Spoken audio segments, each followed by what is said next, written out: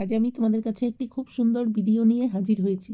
ভিডিওটি হচ্ছে শিলিগুড়ির সাহুডাঙ্গি রামকৃষ্ণ মিশন। তো খুব সুন্দর। আমরা সাহুডাঙ্গি রামকৃষ্ণ সেবাশ্রমে এসে গেছি। তো সুন্দর লাগছে। তো এইখানটায় এসে শান্তিপ্রিয় জায়গা একটি, অনেক পুরনো পুরনো গাছ আছে আর খুব সুন্দর দৃশ্য দেখে মুগ্ধ হয়ে গেলাম। তো তোমরা যদি কেউ পারো শিলিগুড়িতে এই রামকৃষ্ণ মিশনে আসবে। এখানে বাচ্চাদের স্কুল আছে, তারপর হোস্টেল আছে, চিকিৎসালয় আছে, তারপর গোশালা আছে, স্বামীজির মন্দির আছে, মায়ের মন্দির আছে, শিব মন্দির আছে, সব কিছু আছে। এই যে গাছপালাগুলো দেখছেন, এই গাছপালাগুলো সব স্বামী ধ্রুবানন্দ মহারাজজি আরও অন্যান্য মহারাজজিরা লাগিয়েছিলেন। স্বামী ধ্রুবানন্দ মহারাজজি 1959 সালে এই জমিতে এসে ছোট্ট একটি আশ্রম করেছিলেন। ওনার ইচ্ছে ছিল যে এই জায়গাটি, এই আশ্রমটি তপবনের মতো তৈরি করবেন। ঠিক তাই হয়েছে। এত সুন্দর লাগে দেখতে, এত ঠান্ডা পরিবেশ, পাখির ডাক, সাধু নিবাস, সাধুদের আনাগোনা, সাধুরা পায়চারি করছেন বিকেলবেলা, সেই দৃশ্য দেখে আমাদের খুবই ভালো লাগলো। ঠিক তপবনের মতোই লাগছে। তো 1959 সালে যখন স্বামী ধ্রুবানন্দ মহারাজজি এই আশ্রমটি খুলেন, তখন এখানে কোনো রাস্তাঘাট ছিল না, রেল লাইনের পাশ দিয়ে আসা যাওয়া করতে হতো। তো এই জায়গাটি হচ্ছে সাহু নদীর পাড়। এই আশ্রমের পাশ দিয়ে সাহু নদী বয়ে গেছে। তো এই উঁচু জায়গাটি, এই উঁচু জায়গাটির মধ্যেই স্বামী ধ্রুবানন্দ মহারাজজি এই আশ্রম খুলেন। তখন কোনো রাস্তাঘাট ছিল না। তো এই যে গাছপালাগুলো দেখছেন, তো সব এই মহারাজজির হাতের, আর অন্যান্য মহারাজজিরা লাগিয়েছিলেন। এখানে শুধু খালি জায়গা ছিল। স্বামীজি যখন দার্জিলিং গিয়েছিলেন, তখন ঘোরার পথে এই স্বামীজি বলেছিলেন এই জায়গাটিতে কিছু না কিছু হবে। তারপর এই ধ্রুবানন্দ মহারাজজি এই 1959 সালে এসে এই খালি জায়গার মধ্যে এই আশ্রমটি তৈরি করা শুরু করেন। তারপর তিল তিল করে এই পর্যন্ত হয়েছে। এখন ঠিক তপবনের মতোই এই আশ্রমটি দেখতে খুব সুন্দর লাগে। অনেক অনেক বড় এরিয়া। সেই সময় স্বামী ধ্রুবানন্দ মহারাজজির সঙ্গে আরও অন্যান্য মহারাজজিরাও ছিলেন। তখন স্বামী ধ্রুবানন্দ মহারাজজিকে বলেছিলেন যে এই রকম ফাঁকা জায়গার ভিতরে আশ্রম খুলেছ, কিভাবে হবে, কিভাবে হবে? তো তখন স্বামী ধ্রুবানন্দ মহারাজজি বলেছিলেন যে আমার ইচ্ছায় যদি আমি আশ্রম খুলতাম, আমি এখানে খুলতাম না। এইটা ঠাকুরেরই ইচ্ছা। আমার ইচ্ছা হলে তো আমি শহরের পাশে আমি আশ্রম খুলতাম, কিন্তু এই ইচ্ছা তো ঠাকুরের ইচ্ছা। দেখো কত সুন্দর ফুল, দেখে মুগ্ধ হয়ে গেছি। এখন সিজন অফ, তাও খুব সুন্দর ফুল ফুটে আছে। এই নার্সারিটি মা শারদা নার্সারি। এখানে আছে একখানা বিরাট মাঠ।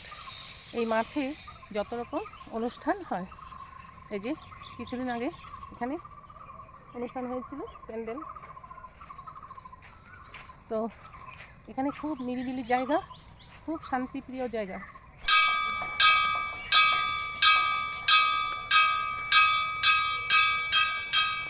এখানে ভিতরে একটি স্বামীজির মন্দির আছে। তো স্বামীজি কথিত আছে স্বামীজির মন্দিরেরও দৈবলীলা আছে। তো এক ভক্তকে স্বপ্নে দেখিয়েছিলেন যে এই জায়গাটিতে আমার একটি মন্দির করবি। তো তারপর ভক্তটি শ্রী স্বামী ধ্রুবানন্দ মহারাজজিকে বললেন।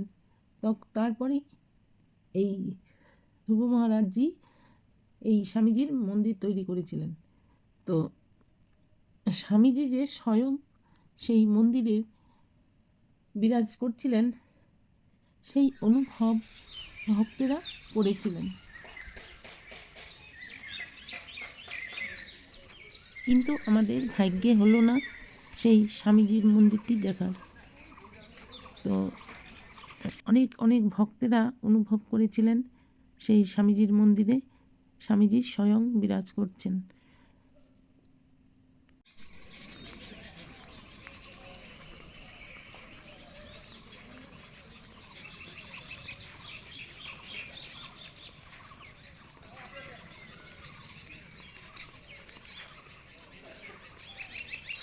এবার চলে এলাম ঠাকুরের কাছে। ঠাকুর মা স্বামীজি এখানে স্বয়ং বিরাজ করছেন। তো একটু পরেই প্রার্থনা শুরু হবে, সব কিছু তৈরি হচ্ছে।